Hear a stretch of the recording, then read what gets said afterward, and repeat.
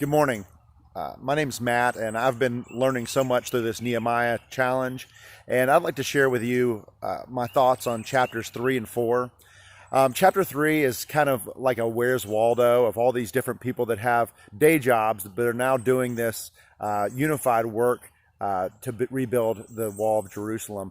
One guy that I picked out was this guy named Hananiah, and he's a perfumer. He makes perfume, and at some point he's got to be thinking, how did I find myself building a wall when I really don't know how to do that, and I really know how to make perfume? I think probably before I had my midlife crisis, I assumed that maybe I would be a Nehemiah someday. Maybe somebody would write about my great exploits and all the influence that I had in the world. But as I kind of get older and realize maybe some of my dreams wouldn't come true, that maybe I'm more like Hananiah. But the important part isn't what people say about you or what impact you make as far as historically, but it's that you do the work right in front of you. So we have an entire list of people that are working on the wall. And the thing that I got out of that is they worked on their part of the wall. And the wall doesn't get built if you don't work on your part of the wall. And no matter how equipped you are, there is a work ahead of you. And that's why prayer time and listening and reading the word and listening to the Lord is so important, because he has a work for us today. And it might not be the great, impressive work that we had imagined, but it might just be doing the work that's right in front of us today and doing it for the glory of God. Chapter 4, I think, is so relevant today. There's a guy named Tobiah, and he was maybe one of the first Twitter trolls. He says they're building this wall, and even if a fox stands on it, it's going to fall down. Which that's pretty funny. I mean, I think that would probably get some mentions, and that would get a little traction on Twitter.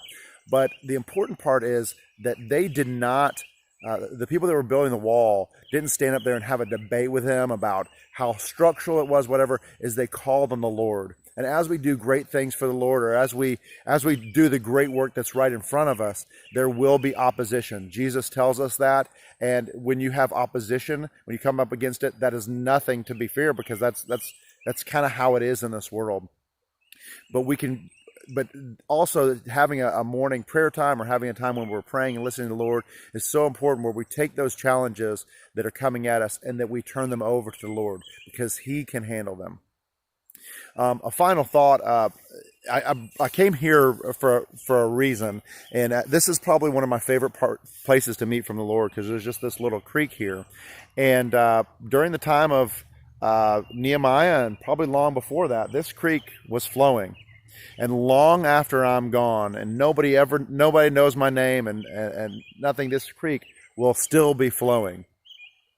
But what we do for the Lord is an eternal journey that starts today and never ends. Our relationship with him is something that starts today and it never ends. So the joy and the peace that we get is something that just grows. And the glory that we bring to the name of Jesus Christ is something that starts today and it goes on forever. So I'm enjoying doing this with you guys, and I'm praying for each of you today.